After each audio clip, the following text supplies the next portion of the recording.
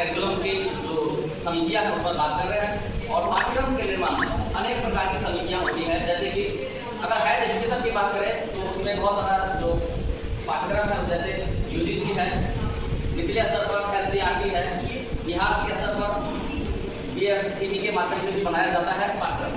साथ ही हम लोग आज बात करते हैं प्रोसेस ऑफ करिकुलम मेकिंग, पाठ्यक्रम के निर्माण की जो प्रक्रियाएँ हैं इसमें किन किन चीज़ों पर वास्तव में ध्यान दिया जाए, इन सभी चीज़ों पर हम बात करते हैं। पहला बात करें कि उद्देश्यों का निर्माण। इस पाठ्यक्रम निर्माण की प्रक्रिया में जो पहला जो हमारा पॉइंट है वो है उद्देश्यों का निर्माण। अगर हम लोग पाठ्यक्रम का निर्माण करते हैं तो हमें उस पाठ्यक्रम के निर्माण में इन चीज़ों पर ध्यान रखना होता है कि हम अगर बच्चों को बढ़ाने के लिए जा रहे हैं तो उसका उद्देश्य क्या होता है। तो पहला जो उसमें उद्देश्य है वह शैक्षिक उद्देश्य का निर्धारण। अगर हम पाठ्यक्रम बना रहे हैं तो क्या हमारे पाठ्यक्रम के बाद बच्चों में ज्ञान आ पाएगा, साथ ही उस ज्ञान का उपयोग वो अपने जीवन में करेगा। साथ ही अगर हम पाठ्यक्रम बनवा रहे हैं तो उसमें बच्चे को कौशल का विकास होगा, साथ ही बच्चों में जो है उस कौशल का उपयोग अपने जीवन में कर पाएगा, साथ ही अनेक प्रकार के दृष्टिकोणों का विकास होगा या नहीं होगा, साथ ही बच्चों में जो मूल्य है, वैल्यूज है, उसका निर्माण होता है कि नहीं होता है, इन सभी तत्वों पर ध्यान देना आवश्यक होता है। तो हम लोग उद्देश्य के निर्धारण में जो शैक्षिक उद्देश्य है उसमें ज्ञान, कौशल, दृष्टिकोण और मूल्य का जो समन्वय है निश्चित रूप से देखा जाए। दूसरा जो उद्देश्य है उसमें है कि सामाजिक उद्देश्य। मनुष्य एक सामाजिक प्राणी है, हम लोग समाज में रहते हैं और समाज जो है सामाजिक संबंधों का जाल होता है। यहाँ पर यह अनौपचारिक संबंध होता है, लेकिन फिर भी हम लोग समाज में रहते हुए एक दूसरे से भाईचारा का जो है पाठ पढ़ते हैं, भाईचारा का समन्वय रखते हैं। तो ये उद्देश्य होना चाहिए बच्चों में, जो है सामाजिक उद्देश्य की पूर्ति हो पाती है कि नहीं हो पाती है, इसलिए कि विद्यार्थी की जो आवश्यकता है वह समाज में रह करके पूरा किया जा सकता है। साथ ही हमारे यहाँ जो पाठ्यक्रम निर्माण की जो समितियाँ हैं उसमें अनेक प्रकार की समिति है। जैसे आपने देखा होगा कि भारत के जो शैक्षिक दृष्टिकोण को बदलाव में अंग्रेज समय से ही अनेक प्रकार की जो है समितियाँ बनी है। जैसे हम लोग बात करें हंटर कमीशन की, उसके बाद जो है भारत में मुजारिन कमीशन आई, कोठारी कमीशन आया, भारत शिक्षा आयोग 1992 आया, साथ ही उसके अनेक सुधार के साथ साथ एनसीएफ 2005 आया, बीसीएफ 2008 आया और इसके साथ साथ आज वर्तमान समय में एनईपी 2020 इम्प्लीमेंट हो चुका है। बहुत जगह हुआ है, बहुत जगह नहीं भी हुआ है। तो ये सामाजिक जो उद्देश्य है बच्चों का, ये सभी चीज जो है हमें पाठ्यक्रम के निर्धारण के साथ साथ हमें इन सभी चीजों को ध्यान में रखा जाना होता है। साथ ही आज का जो पाठ्यक्रम है, इस पाठ्यक्रम में जो राष्ट्रीय शिक्षा नीति नई आई है उसमें यह देखा गया है कि ग्लोबल स्तर पर भारत के पाठ्यक्रम में और विश्व के पाठ्यक्रम में क्या अंतर हो सकता है, किन किन चीजों को जोड़ा जाए, इन सब चीजों को भी ध्यान में रखा जाता है कि वैश्विक स्तर पर पाठ्यक्रम में किन किन चीजों को जोड़ा गया है। साथ ही हम लोग बात करते हैं उद्देश्य के निर्धारण हमारा समाप्त हुआ है। अब हम बात करते हैं ज्ञान चयन के मापदंड कि बच्चे अगर यह पाठ्यक्रम समझते हैं, उसको पढ़ाते हैं तो उससे क्या किस प्रकार का ज्ञान का विकास होता है या नहीं होता है, यह तय करना होता है कि ज्ञान बच्चे को कहाँ से प्राप्त होता है।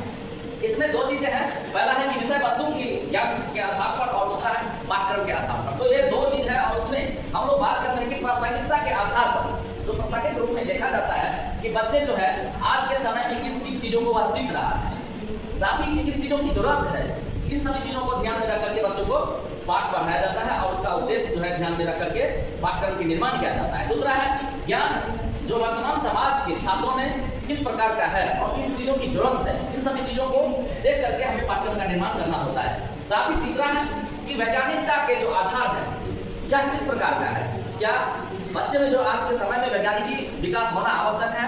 साथ ही वैज्ञानिक विकास के साथ साथ हम आपको समझते हैं कि विज्ञान जो है वह तथ्य पर आधारित होता है, तथ्य पर आधारित होता है।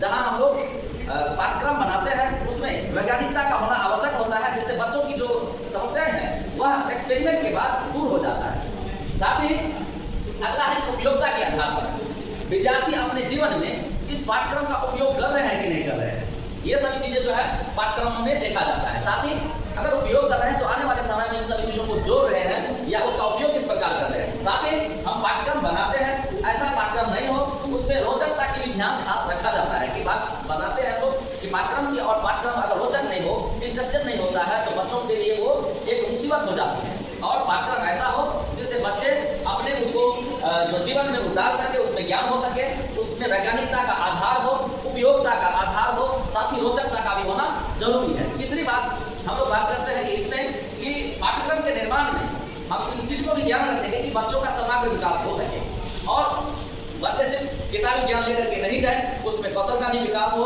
वैज्ञानिकता का आधार भी हो, साथ ही सामाजिकता का आधार भी हो, इन सभी चीजों का एक संकलित आधार मिल सके जो बच्चे आगे समय में अपने जीवन को व्यवस्थित कर सके, सुदृढ़ कर सके। साथ ही हम लोग बात करते हैं मौलिक अवधारणाओं का संगठन। इसमें है क्या कि छात्र ने जो क्रमबद्ध बुद्धि है उसको कैसे समेट सके। जैसे कि हम एक उदाहरण के माध्यम से चलेंगे पीछे कि छोटे जो बच्चे होते हैं उसके पाठ्यक्रमों को आप देखे होंगे, उसके बुक को आप देखे होंगे, बुक पतली होती है और उसका जो पन्ना है बहुत मोटा होता है। 4-5-7 पन्ना का एक बुक होता है उसका, जिसका जो पिक्चर्स होता है वो बहुत ही अट्रैक्टिव होता है। अगर एप्पल का आकार होता है तो वो बिल्कुल हूबहू एप्पल के जैसा दिखता है। तो कारण ये है कि बच्चे में जो बुद्धि है उसका विकास कैसे हो सके, तो वो क्रमबद्ध हो सके। छोटे चीजों के बाद बड़े जो है आगे तक चलेगा और वह जो अमूर्त चीज है उसको मूर्त रूप में देखना आरंभ करेगा। साथ ही बच्चे में जो है सरल से जटिल की तरफ जाएगा। अगर ऐसी ऐसी चीजें जैसे कि आप छोटे बच्चे के पाठ्यक्रमों को आप देखते होंगे तो उस पाठ्यक्रम में बहुत कम चीजों को रखा जाता है और वैसे चीजों को रखा जाता है जो बच्चे समझ सके। उसके इर्द गिर्द में ऐसा चीज होता है, जैसे आप एप्पल को देखिएगा, एप्पल होता है, वो बहुत बड़ा पिक्चर होता है और कम वर्ड में होता है। तो बच्चे सरल से जो है जटिल की तरफ जाता है। साथ ही अज्ञात से ज्ञात की तरफ जाने का उसमें अवसर मिलता है।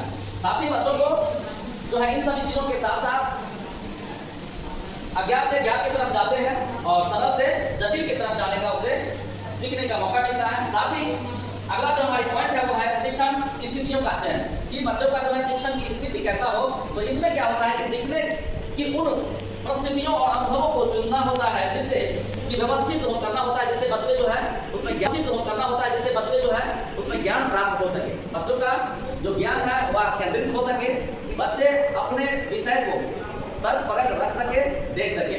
तो इन सभी चीजों को समझने के बाद हमें स्पष्ट नॉलेज हो पाएगा कि हमें पाठ्यक्रम के निर्माण में किन किन चीजों को ध्यान में रख करके पाठ्यक्रम का निर्माण किया जाए।